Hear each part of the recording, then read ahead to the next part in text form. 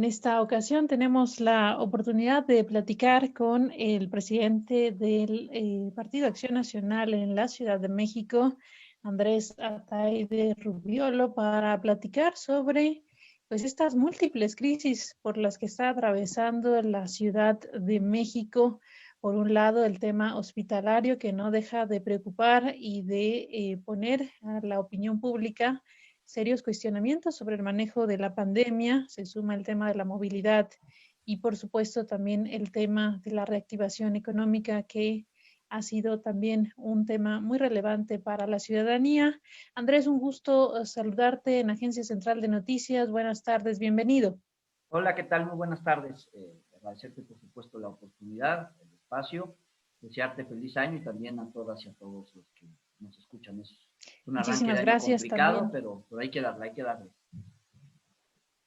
Enhorabuena por este saludo para toda la audiencia que nos acompaña. El primer punto es este tema de la crisis hospitalaria que parece colocar precisamente a la zona conurbada de la Ciudad de México en una gran zona de crisis en la atención. Y aunque las autoridades capitalinas han insistido en que tienen bajo control la situación, que incluso han ampliado la capacidad hospitalaria, esto no parece tener un impacto mientras no se detenga el número de contagios. ¿Cómo evalúan la política sanitaria que ha estado instrumentando la jefa de gobierno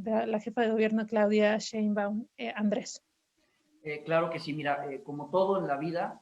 lo que se vive hoy en gran función se debe a lo que se hizo o a lo que se dejó de hacer antes. Entonces, me gustaría recordar que todas y todos sabíamos de antemano que a finales del 2019, en un mercado de Wuhan, China,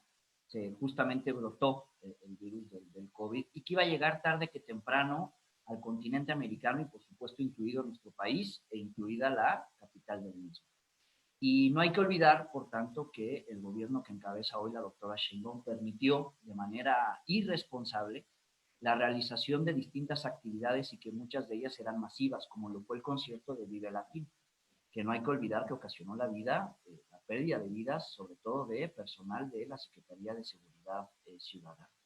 Y a raíz de ahí, afortunadamente, el gobierno de la Ciudad de México empezó, pareciera, a distanciarse de la indiferencia o de la subestimación que tuvo el gobierno federal sobre esta pandemia, y entonces el gobierno de la Ciudad de México empezó a promover políticas sanitarias responsables como el uso de cubrebocas, como también el tema del confinamiento que, sobre todo en Europa, en países como Francia, Italia, España, se empezó a detectar que generaba buenos resultados en términos de la disminución en la velocidad de los contagios. Pero ¿qué pasó después?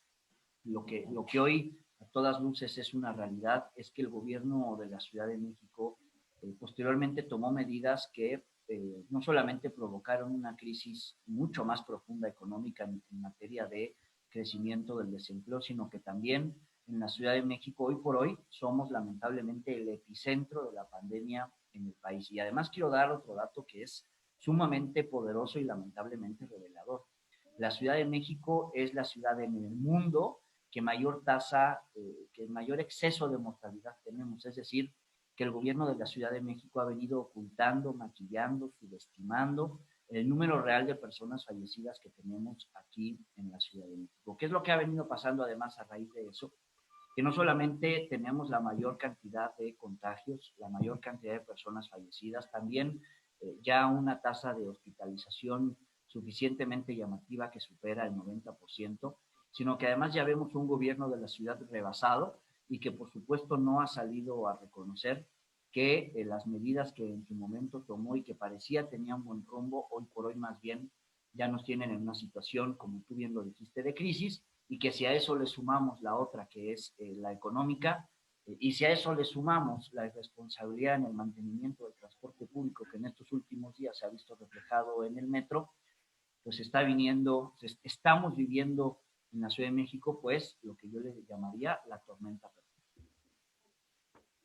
Hemos platicado con otros actores de la vida política de la Ciudad de México, actualmente con los niveles de contagio que se tienen en el caso de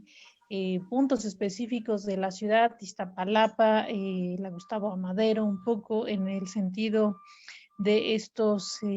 municipios con el mayor número de casos acumulados y lamentablemente con decesos también a la cabeza. Habría que hacer un cambio de timón en las políticas instrumentadas a raíz de que esto está costándole la vida y la salud a los capitalinos. ¿Qué es lo que tendría que cambiarse en específico y si ha sido escuchada la oposición?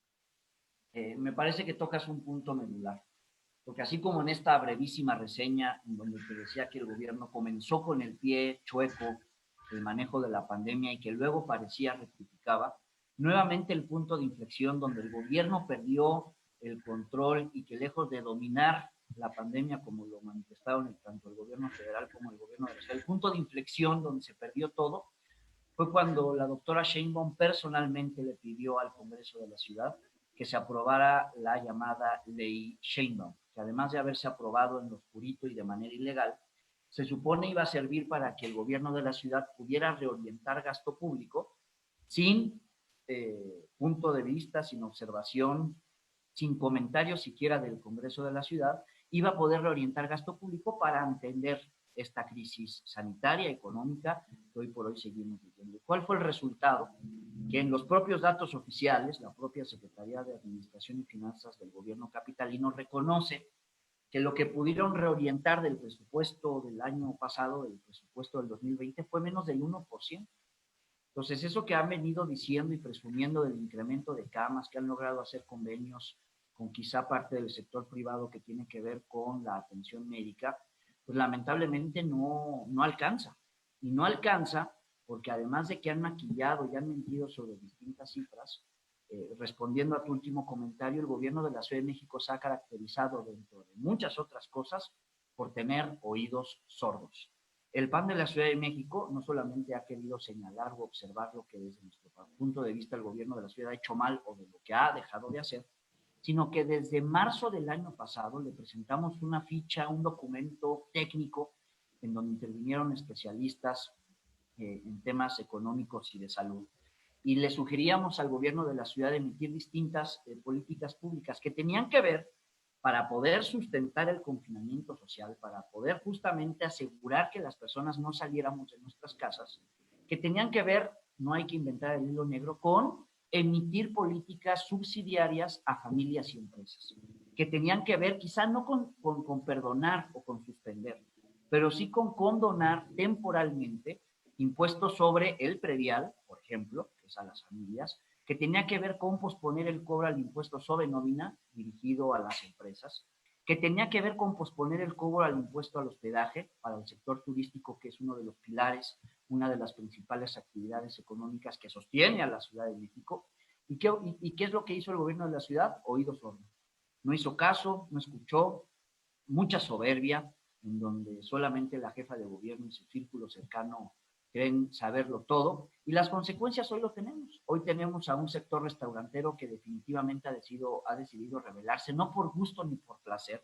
sino por subsistencia, por necesidad, por urgencia, porque no solamente son las empresarias y empresarios restauranteros, son también las miles de personas, son meseras, administradores de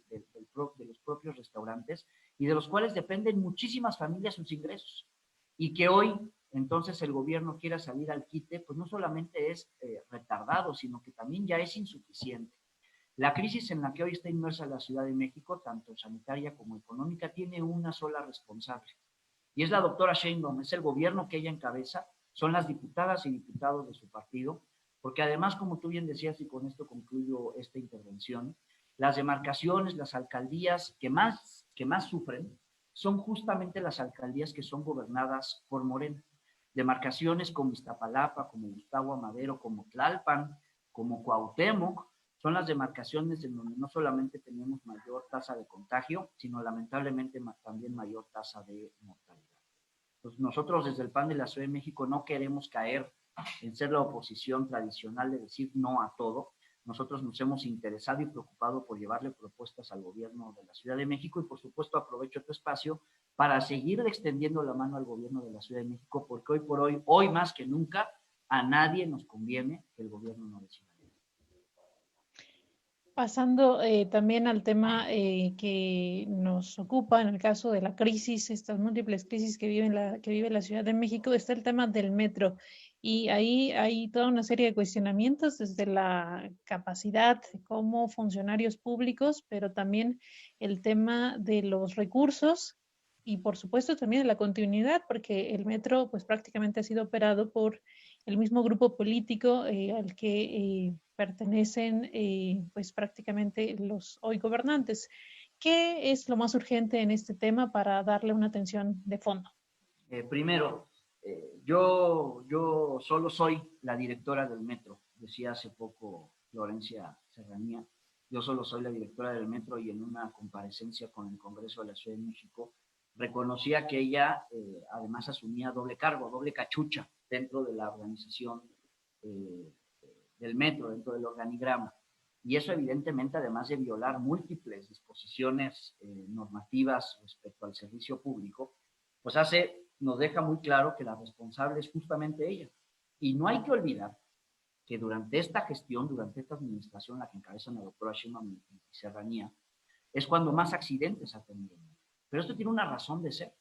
Por un lado, sí tiene razón la doctora Claudia cuando dice que en el metro tenemos mucho rezago histórico de años anteriores sobre el mantenimiento y el gasto de inversión hacia el metro, pero también ella tiene mucho que ver cuando ella toma el poder en el primer presupuesto que tiene ella injerencia en mano, poder de decisión, le disminuye más de 2,000 millones de pesos al metro, más de 2,000 millones de pesos al metro. El metro sufrió esa disminución cuando llega la doctora Sheinbaum al gobierno de la Ciudad de México. Y no solamente eso, hay que recordar que yo nunca había visto tales niveles de subejercicio justamente en materia de mantenimiento como el que estamos viviendo. Entonces, todo tiene, a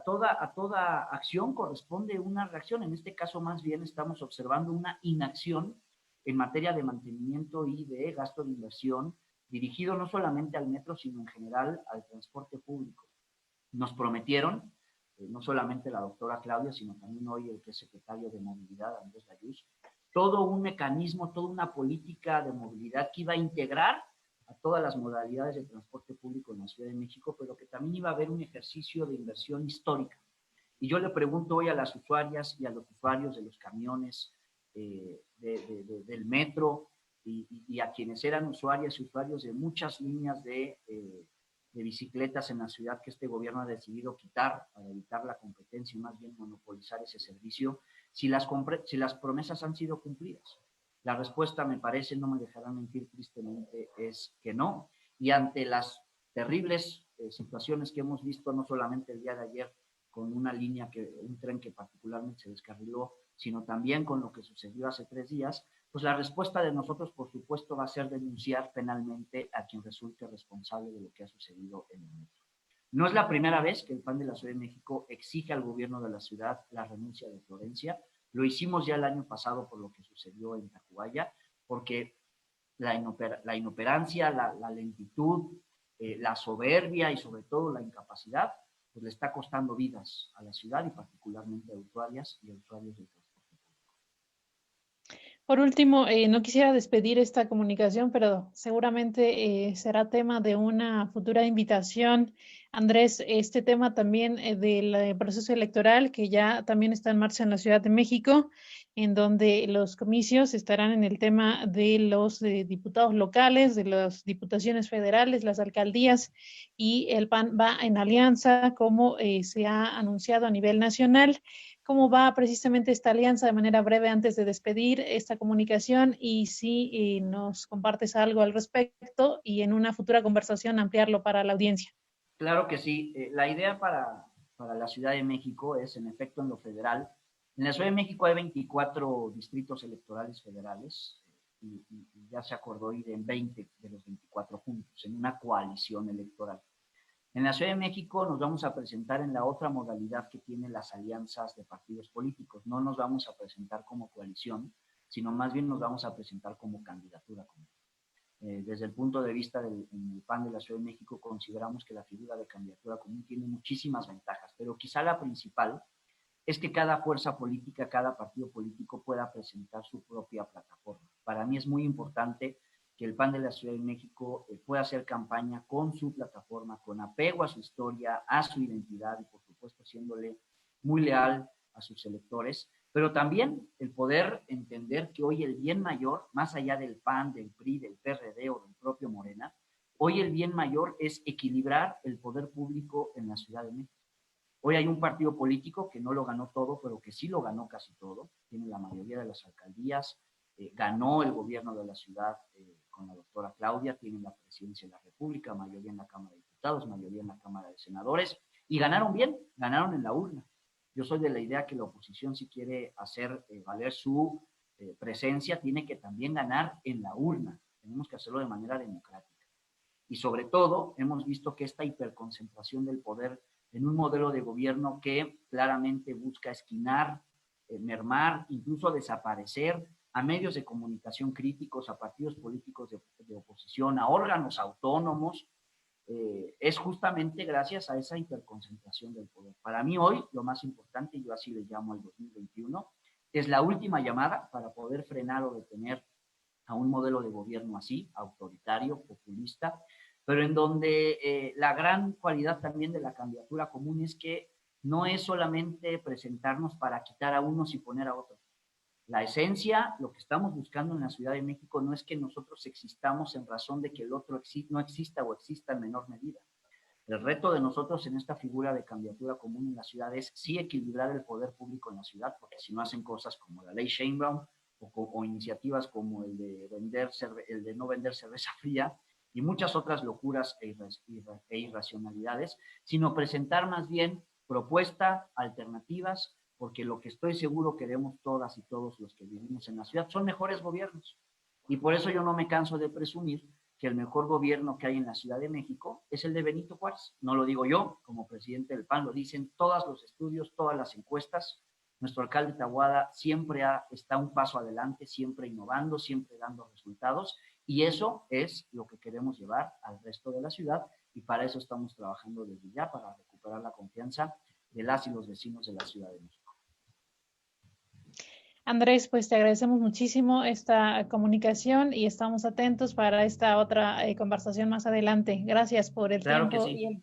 la confianza. Gracias a Andrés Ataide. Él es el presidente de Acción Nacional en la Ciudad de México, aquí en Agencia Central de Noticias. Agencia Central de Noticias, periodismo multimedia.